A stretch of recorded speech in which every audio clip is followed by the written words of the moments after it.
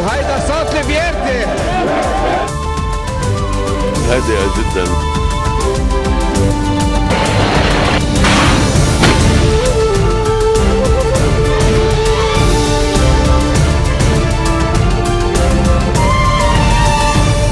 Nouvelle édition de la rédaction, merci d'être au rendez-vous. À la une de l'actualité, rencontre ce mardi entre le chef du courant du futur Saad Hariri et le président français François Hollande à l'Elysée. Au cœur des discussions, la vacance à la présidence de la République.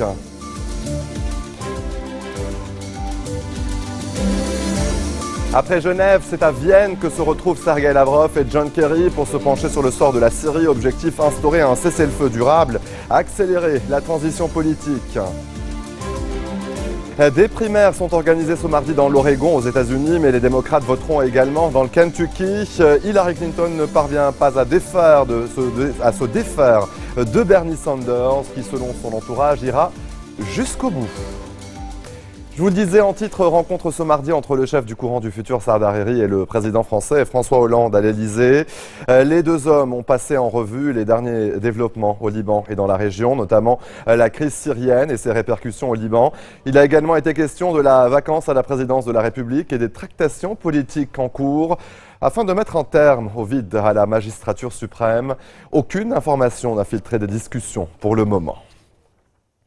Dans des déclarations à l'issue d'une rencontre avec le ministre des Finances Ali Hassan Khalil, l'ambassadeur de France Emmanuel Bonne a démenti la tenue d'une conférence sur le Liban. Il a souligné que son pays œuvrait pour la sécurité, la stabilité et les solutions politiques au Liban. Lundi soir, la presse libanaise rapportait que selon le diplomate français, la visite fin mai du ministre français des Affaires étrangères Jean-Marc Ayrault au Liban était destinée à la préparation d'une conférence internationale pour aider à résoudre les crises constitutionnelle et politique du pays.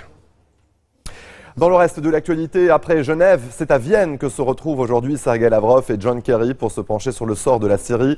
Les deux chefs des diplomaties russes et américaines sont devenus les piliers du groupe international de soutien à la Syrie. Parmi les objectifs de ce groupe, accélérer la transition politique en Syrie. Les explications de Julien Cheïda. Suspension des négociations à Genève et violation de la trêve en Syrie. C'est dans ce contexte que se réunissent les 20 membres du GISS, le groupe de soutien international à la Syrie. Objectif, accélérer le processus de transition politique. La transition politique est indispensable, car il n'y a pas de futur possible avec Bachar el-Assad. C'est pourquoi nous sommes ici à Vienne, sous l'égide des Nations Unies, pour débuter des négociations sur ce à quoi pourrait ressembler un gouvernement de transition. Mais sur le départ du président syrien, tous les membres ne sont pas du même avis. D'ailleurs, aucun représentant du régime n'est présent à Vienne. Dans ces conditions, une transition, comme prévu par les Nations Unies au 1er août 2016, paraît impossible. Autre priorité de ces discussions, obtenir l'arrêt des combats de façon pérenne cette fois-ci. L'objectif politique est clair, mais pour y parvenir, il y a une condition. C'est le cessez-le-feu et l'accès de l'aide humanitaire. Le cessez-le-feu signé en février a déjà été violé à plusieurs reprises. Principalement touchée, la ville d'Alep, deuxième ville du pays. 300 personnes ont perdu la vie dans des combats au cours des 2 dernières semaines. 2 attentats ont frappé Bagdad ce mardi vers midi. Le bilan est d'au moins une 50aine de morts. Une centaine d'autres ont été blessés. L'attaque la plus meurtrière a frappé le quartier de Shahab, dans le nord de la capitale irakienne. Elle a été déclenchée par une femme kamikaze dans le district de Rachid, dans le sud de la capitale. C'est une voiture piégée qui a explosé. Le groupe État islamique a revendiqué toute une série d'attentats à Bagdad récemment, faisant déjà plus d'une centaine de morts en une semaine. Nouvelle journée de mobilisation ce mardi en France contre la loi travail. Routiers mais aussi cheminots ou contrôleurs aériens lancent un appel à la grève pour s'opposer au texte que les syndicats jugent trop favorable aux entreprises et pas assez protecteur pour les salariés. Reportage à Toulouse. Ceux-là sont déterminés, présents depuis plus de 2 mois à chaque manifestation. D'autres, à l'image de cette jeune femme, viennent d'entrer dans la mobilisation depuis le vote de la loi à l'Assemblée. Ce qui a tout déclenché, ça a été aussi le 49-3, qui nous a bien remotivés, nous a redonné un coup de boost, parce que concrètement, c'est un gros coup de pied dans la démocratie.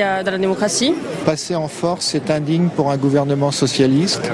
Et très franchement, je ne m'attendais pas à grand-chose, mais j'ai quand même été surpris. Dans le cortège, les manifestants parlent de désaveu, de trahison, de dialogue de sourds. Aujourd'hui, François Hollande, ce matin sur une radio, déclare « Je ne céderai pas ». Mais nous non plus, on ne cédera pas. On sait très bien qu'il est passé en force. D'autres gouvernements étaient passés en force, notamment par rapport au CPE. Et on voit bien que la mobilisation a fait plier le gouvernement. Il y a un autisme du pouvoir là qui est très inquiétant. Est-ce que vous avez l'impression d'être vraiment entendu ? Pas du tout. Pas du tout, donc on est vraiment dans le rapport de force, bien évidemment. Donc c'est sûr qu'avec des secteurs qui se mettraient en grève aujourd'hui dans les transports, etc., ça peut faire monter d'un cran le niveau de mobilisation. Je souhaite qu'ils réussissent et qu'ils tiennent. Même si la mobilisation semble s'essouffler, ces militants, salariés et étudiants seront à nouveau dans la rue jeudi prochain. Allez, restez des nôtres, on se retrouve après cette très courte pause. À tout de suite.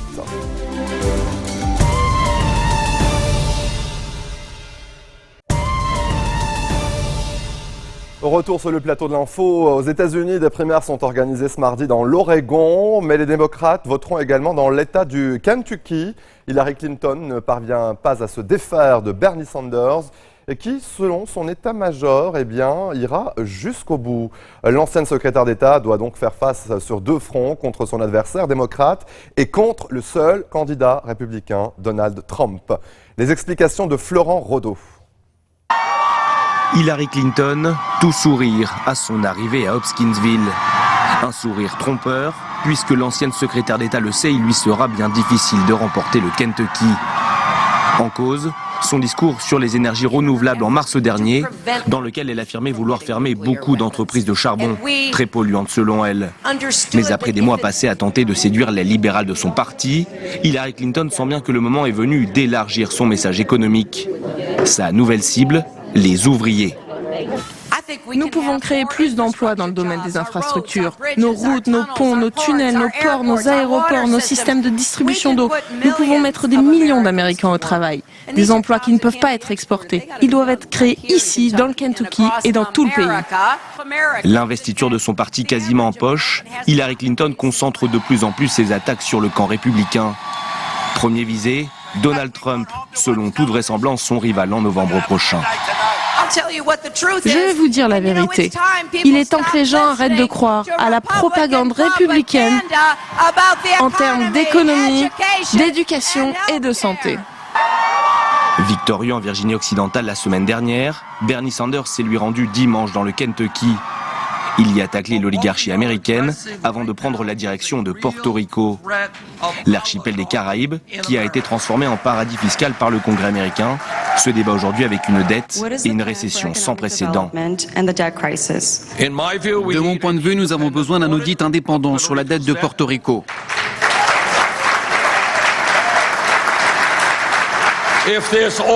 Si cet audit détermine et conclut que cette dette a été engagée en violation de la Constitution, elle doit être mise de côté. Distancé dans la course à l'investiture démocrate, Bernie Sanders sait qu'il n'a plus le droit à l'erreur, mais espère tout de même jouer les troubles faits jusqu'à la fin.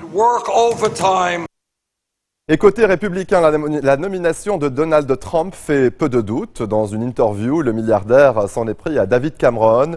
Il craint de ne pas s'entendre avec le Premier ministre britannique en raison des critiques formulées à son encontre par le locataire du 10 Downing Street. Florence Gaillard nous en dit plus. Échange d'amabilité entre David Cameron et Donald Trump. L'an passé, la proposition du milliardaire d'interdire le territoire américain aux musulmans avait fait scandale au Parlement britannique. Le Premier ministre l'avait même qualifié de stupide et d'erroné, des mots qui n'ont pas plu au candidat à la Maison-Blanche. Il paraît que nous n'aurons pas une très bonne relation. Qui sait? J'espère que j'aurai une bonne relation avec lui, mais il ne fait rien pour régler le problème de son côté. David Cameron préfère s'afficher avec Barack Obama, qui lors de sa visite à Londres s'est déclaré pour le maintien du Royaume-Uni dans l'Union européenne. Un soutien de poids quelques semaines avant le référendum sur le Brexit, alors que Donald Trump regarde lui la bureaucratie européenne. Interrogé sur l'animosité entre le Premier ministre et le candidat américain, le ministre des Finances britannique préfère calmer le jeu. Nous restons sur nos positions concernant son refus d'accueillir des musulmans sur le territoire américain. Mais nous discuterons avec lui en tant que candidat à la présidentielle américaine, car il est dans notre intérêt de parler avec nos alliés, comme les États-Unis. L'Américain n'est pas populaire non plus auprès des Britanniques. Après ses déclarations sur des zones de non-droit à Londres, une pétition contre lui avait recueilli près de 600 000 signatures en janvier et donné lieu à un débat à Westminster.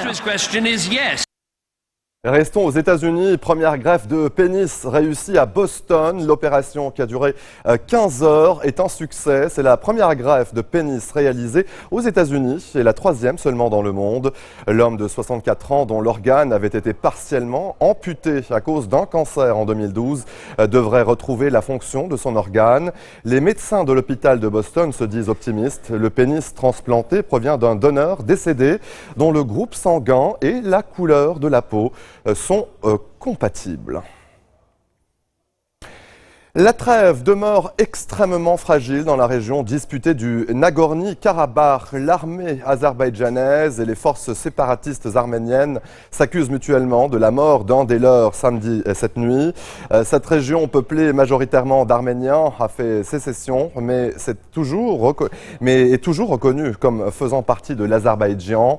Le conflit dure depuis des années en coulisses. La diplomatie progresse. Hier, les présidents arméniens et azerbaïdjanais étaient réunis à Vienne par une médiation internationale. Ils se sont mis d'accord sur la mise en place d'un mécanisme d'observation du cessez-le-feu sous l'égide de l'OSCE. Une nouvelle rencontre pourrait avoir lieu le mois prochain. Coupure d'électricité, services publics ouverts 2 jours par semaine, pénurie et pillage de commerce. Le Venezuela, qui subit de plein fouet la chute des cours du brut, s'enfonce chaque jour un peu plus dans une crise économique et énergétique. L'état d'exception proclamé vendredi par le président Nicolás Maduro est entré en vigueur ce lundi. L'opposition appelle à de nouvelles manifestations mercredi et réclame un référendum pour destituer le président socialiste. Sandrine Gomez. Un décret d'état d'exception et d'urgence économique, voilà la réponse du président Maduro à la crise que traverse le pays. 12 articles publiés au journal officiel et dont les Vénézuéliens ont appris les grandes lignes vendredi soir à la télévision. Il s'agit de récupérer la capacité productive du pays, de renforcer les comités locaux d'approvisionnement et de production, et surtout de rapporter, neutraliser et mettre en déroute l'agression externe qui a été lancée contre notre pays. Comme Chavez avant lui, Nicolás Maduro prend pour cible les États-Unis. Avec ces nouvelles dispositions, les pouvoirs de l'armée et de la police sont renforcés, avec pour mission de garantir la distribution et la commercialisation des aliments et produits de première nécessité, mais aussi d'assurer l'ordre public face à des actions de déstabilisation. Plus vague, l'article 3 autorise d'autres mesures d'ordre social, climatique, économique, politique et juridique qui conviennent aux circonstances. Exemple de telles mesures, l'expropriation annoncée d'usines à l'arrêt, accusée de saboter l'économie du pays. Pour l'opposition, ce décret sur l'état d'exception sonne comme un abus de pouvoir. Pour qu'un tel décret puisse avoir une validité légale, il doit être forcément approuvé par une Assemblée nationale. Et non seulement ce n'est pas le cas, mais cela ne va pas arriver. Depuis plusieurs mois, le Venezuela encaisse la baisse des cours du pétrole, vit au rythme des coupures de courant, de services publics opérationnels 2 jours par semaine et des files d'attente devant des magasins vides. Avec ce nouveau décret, l'opposition dénonce une tentative pour freiner la tenue d'un référendum sur la révocation de Nicolás Maduro. Le 2 mai dernier, une pétition avec près d'1 850 000 signatures a été déposée, mais le Conseil national électoral n'a toujours pas donné suite. Au Chili, les scientifiques cherchent à connaître la cause d'une marée rouge causant la mort de tonnes de sardines. Le phénomène a débuté il y a 1 mois dans le sud. Il s'étend désormais au nord dans un pays très dépendant de la pêche. Julie Jargot. Près de 600 tonnes de sardines rejetées par l'océan en seulement quelques jours. Un triste spectacle qui en rappelle d'autres. Il y a un mois, 8000 tonnes de sardines avaient été retrouvées mortes à l'embouchure du fleuve Keoulé, dans le sud du pays. Un phénomène qui touche aussi les saumons, les coquillages ou encore les pingouins, comme ici, gisant au milieu de ces sardines. Principal accusé, une mystérieuse marée rouge provoquée par la prolifération d'une algue toxique qui se répand à travers tout le pays. Une catastrophe environnementale, mais aussi économique, car la marée rouge, en rendant le poisson impropre à la consommation, prive ces villageois vivant de la pêche de leur gagne-pain. Il y a une méfiance qui s'est répandue dans toute la région. Plus personne ne veut consommer de poisson, et nous, on ne vit que de la pêche. Pour eux, les coupables, ce sont les producteurs de saumon. Ils auraient favorisé le développement de cette algue rouge en déversant des tonnes de poissons morts dans l'océan. C'est une contamination. Ces industriels tuent toutes sortes de poissons. Depuis des semaines, des manifestations de pêcheurs éclatent à travers tout le pays. Ils estiment que le gouvernement ne fait pas assez pour stopper la marée rouge. Le Chili est le deuxième plus gros producteur de saumon au monde. Une équipe de scientifiques vient d'être chargée de déterminer si c'est cette industrie qui est à l'origine de la catastrophe. Mais un autre facteur est en ligne de mire et il s'appelle El Niño. Le phénomène climatique responsable du réchauffement des océans aurait pu créer des conditions favorables à la prolifération de l'algue rouge. Et c'est ainsi que se referme ce journal. Merci de nous avoir suivis. Très bonne suite de programmes sur notre antenne. À très bientôt. هيدا صوت البيرتي. هادئة جدا.